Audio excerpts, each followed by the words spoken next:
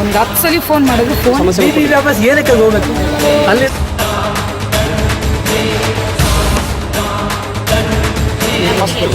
ಒಂದು 10 ಸಲ ಫೋನ್ ಮಾಡಿದ್ರು ಫೋನ್ ವಾಪಸ್ ಏನಕ್ಕೆ ಹೋಗ್ಬೇಕು ಅಲ್ಲಿ ಯಾರು ಹೇಳಿದ್ರು ನಿಮ್ಮ ಮೇಲೆ ಹಾಕುತ್ತೆ.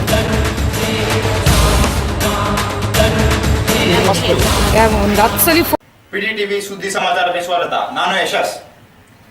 ಕೆಂಪೇಗೌಡರ ಕನಸಿನ ಬೆಂದಟಾಳೂರು ಇಂದು ಹೈಟೆಕ್ ಸಿಟಿ ಬೆಂಗಳೂರಾಗಿ ವಿಜೃಂಭಿಸುತ್ತಿದೆ. ಐಟಿ ಬಿಟಿಗಳೇ ಅಲ್ಲದೆ ಜನತೆಗೆ ಕಣ್ಣು ಕುಕ್ಕುವ ಬೃಹತ್ ಉದ್ದಿಮೆಗಳು ಗಾರ್ಡಾ ಸಿಟಿ ಸೊಬರಿಗೆ ಇನ್ನಷ್ಟು ಮೆರುಗು ನೀಡಿವೆ.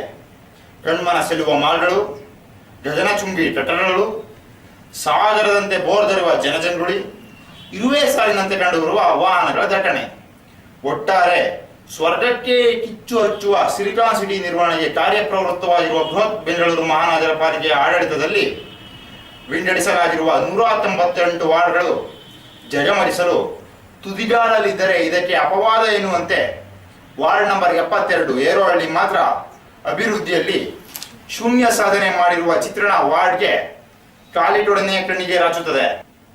ಮುಖ ಸಿಂಡರಿಸದೆ ವಾರ್ಡ್ ಸುತ್ತುವುದು ಇಲ್ಲಿ ಅಸಾಧ್ಯ. ಏಕೆಂಬುದನ್ನು ಬನ್ನಿ ನೋಡೋಣ. ಸಮಸ್ಯೆ ತುಂಬಾನೇ ಇದೆ. ನಾವು ಇಂಜಿನಿಯರ್ಗೆ ದೇವರಾಜ್ ಅಂತ ಇಂಜಿನಿಯರ್, ಅವ್ರು ಫೋನ್ ಮಾಡಿದ್ರೆ ಅವರು ಒಂದು 10 ಸಲ ಫೋನ್ ಮಾಡಿದ್ರು ಫೋನೇ ರಿಸೀವ್ ಮಾಡಲ್ಲ. ಆದರೆ ಯಾವಾಗಲಾದ್ರೂ ಒಂದ್ಸರಿ ರಿಸೀವ್ ಮಾಡಿದ್ರೆ ಆಯಿತು ಕಳಿಸ್ತೀವಿ, ಮಾಡ್ತೀವಿ, ಕೊಡ್ತೀವಿ ಅಷ್ಟೇ ಬಿಟ್ಟರೆ ಬೇರೆ ಏನು ಮಾತು ಆಡಲ್ಲ. ಬೇರೆ ಅದು ವ್ಯವಸ್ಥೆನೂ ಮಾಡಿಲ್ಲ ಇದುವರೆಗಾಗಿ. ಈಗ 15 ದಿನದಿಂದ ಒಂದು ಟ್ಯಾಂಕರ್ ನೀರು ಸಹ ಕಳಿಸಿಲ್ಲ ನಮ್ಮ ಏರಿಯಾಗೆ. ಅದು ಅಲ್ದಲೆ ಮತ್ತೆ ಒಂದು ಏನಕ್ಕೆ ಹೋಗ್ಬೇಕು ಅಲ್ಲಿರೋದು ಅಧಿಕಾರಿಗಳು ಸುಮ್ಮನೆ ಇರೋದು ಕೆಲಸಕ್ಕೆ ಮಾತ್ರ, ಹೆಸರಿಗೆ ಮಾತ್ರ. ಅವ್ರು ಕೆಲಸಕ್ಕೆ ಬರೋಲ್ಲ. ಇವಾಗ ಕೇಳಿದ್ರೆ 3 ಗಂಟೆ ಬರ್ತಾರೆ ಅಂದ್ರೆ 3 ಗಂಟೆ 6 ಗಂಟೆ ಬರ್ತಾರೆ. 6 ಗಂಟೆ ಅವ್ನು ಇರುವುದಿಲ್ಲ ಹೊಂಟದಲ್ಲಿ. ಯಾಕೆ ಅವ್ನು ಹೋಟ್ಲಿಗೆ ಹೋಗಿರ್ತಾನೆ, ನಿಮ್ಮ ಜಾಗಕ್ಕೆ ಹೋಗಿರ್ತಾನೆ. ನಮ್ಮೊಬ್ಬ ನೀರು ಬಿಡೋ ಇದ್ದಾನೆ ಅಲ್ಲಿ ಹೆಸರಿಗೆ. ಆ ನೀರು ಬಿಡೋ ಅನ್ಕೊಂಡು ನೀರು ಬಿಟ್ಟು ಹೋದ ಅವನು ಬಾರ್ ಇಂಡಸ್ಟ್ರಿಯಲ್ಲಿ ಹುಡುಕಿರು ಬಾರ್ ಇಂಡಸ್ಟ್ರಿಯಲ್ಲಿ ಇರ್ತಾನೋ ಇಲ್ಲ ಇನ್ನೊಂದು ಯಾವ್ದಲ್ಲಿ ಬೇರೆ ಯಾವ ಜಾಗ ಇರ್ತಾನೆ. ಅವನಿಗೇನು ಸಂಬಳ ಬರ್ತದೆ ತಿಂಗಳಿಗೆ. ನಾವು ಸಾಯ್ಬೇಕಲ್ಲ ಜನಗಳು. ಯಾವುದೇ ಸಮಸ್ಯೆ ಪರಿಹರಿಸಿಲ್ಲ. ಹೇಗಿದೀವೋ ಹಾಗೆ ಇದೀವಿ. ಮುಂದೆ ನಾವು ಹೇಳ್ಕೊಳಕ್ಕೆ ಬೆಂಗಳೂರಲ್ಲಿ ಇದೀವಿ, ಯಾವುದೇ ಸಮಸ್ಯೆ ಯಾವುದೂ ಇಲ್ಲ. ಸೌಲಭ್ಯನೇ ಇಲ್ಲ. ಯಾರಿಗಾದ್ರೆ ಅಧಿಕಾರಿಗಳು ಫೋನ್ ಮಾಡಿದ್ರೆ ಅವ್ರು ಸಂಬಂಧಪಟ್ಟಿದೆ ನಮ್ಗೆ ಕೇಳ್ಬೇಡಿ, ಇವ್ರಿಗೆ ಸಂಬಂಧಪಟ್ಟಿದೆ ಅಂತ ಆನ್ಸರ್ ಬರುತ್ತೆ ಹೊರತು ಯಾರು ನಮ್ಗೆ ಆನ್ಸರ್ ಕೊಡ್ತಾ ಇಲ್ಲ. ಕೆಲಸ ಮಾಡಕ್ಕೆ ಇಲ್ಲ. ಅವ್ರ ಅಧಿಕಾರಿಗಳು ಸುಮ್ಮನೆ ಸಂಬಳ ತಗೊಳಕ್ಕಿದ್ದಾರೆ ಹೊರತು ಜನರ ಸಮಸ್ಯೆ ಯಾರು. ಸುಮಾರು ದಿವಸ ಎಷ್ಟು ಯಾರಿಗೆ ಹೇಳಿದ್ರು ಕಿಲೋ ಮೇಲೆ ಹಾಕ್ತಾ ಇಲ್ಲ. ಇಲ್ಲಿ ಪಕ್ಕದಲ್ಲಿ ಸ್ಕೂಲ್ ಇರೋದ್ರಿಂದ ಅವರು ಊಟಗಳೆಲ್ಲ ಮಾಡ್ತಾರೆ. ಈ ಗಂಗೆಜರ್ಗಳು ಇವೆಲ್ಲ ಬರೋಕ್ಕೆ ಭಾಳ ಇದೆ. ಹಾಗಾಗಿ ಅವರು ಬಂದು ಸ್ವಲ್ಪ ಇದೆಲ್ಲ ಯಾರು ಮೇಲೆ ಹಾಕ್ತಾರೆ. ಎಲ್ಲಿ ಏನು ಯಾರು ಯಾವಾಗ ಹೇಗೆ ಎಂಥದಕ್ಕೂ ಕ್ವಶನ್ ಮಾರ್ಕ್ ಆಗಿ ನಿಂತಿದೆ ಈ ವಾರ್ಡ್. ಮಹಾನಗರ ಪಾಲಿಕೆಯ ಅಧಿಕಾರಿಗಳು ಯಾವಾಗ ಎಲ್ಲಿ ಬಂದಿದ್ರು? ನೀರು ಇಲ್ಲ, ರಸ್ತೆ ಇಲ್ಲ, ವ್ಯವಸ್ಥೆ ಇಲ್ಲ.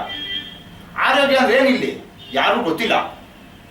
ಕೊಳಚೆ ಕೊಳಾಯಿ ತ್ಯಾಜ್ಯ ಕೂಡಿಕೊಂಡೇ ರಸ್ತೆಯಲ್ಲಿ ತ್ರಿವೇಣಿ ಸಂಗಮವಾಗಿರುವ ವಾಸ್ತವ ಕಾಣಬೇಕಾದ್ರೆ ಇಲ್ಲಿ ನೋಡಿ.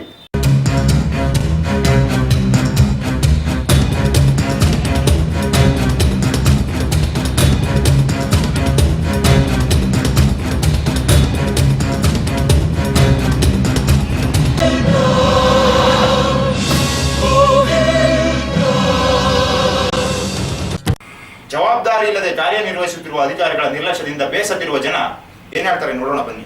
ಒಬ್ಬರು ಕಾರ್ಪೊರೇಟರ್ಗಳು ಬರ್ತಾರೆ. ಕಾರ್ಪೊರೇಟರ್ ಜನಗಳು ಕೇಳ್ಬಿಟ್ರೆ MLA ಕೇಳ್ತಾರೆ. MLA ಕಾರ್ಪೊರೇಟರ್ ಯಾರಂತ ಕೇಳೋದು? ಇದೇ ನಮ್ಮ ಸಮಸ್ಯೆ. ಯಾಕೆ ನಮ್ದು ಇದು 72ನೇ ವಾರ್ಡು. ಈಗ ಹೊಸದಾಗಿ ಸೇರಿದ್ದು ಅದು ಮಹಾನಗರ ಪಾಲಿಕೆಗೆ ಹೊಸದಾಗಿ ಸೇರಿ ಆಯ್ತು. 4 ವರ್ಷ ಆಯ್ತು.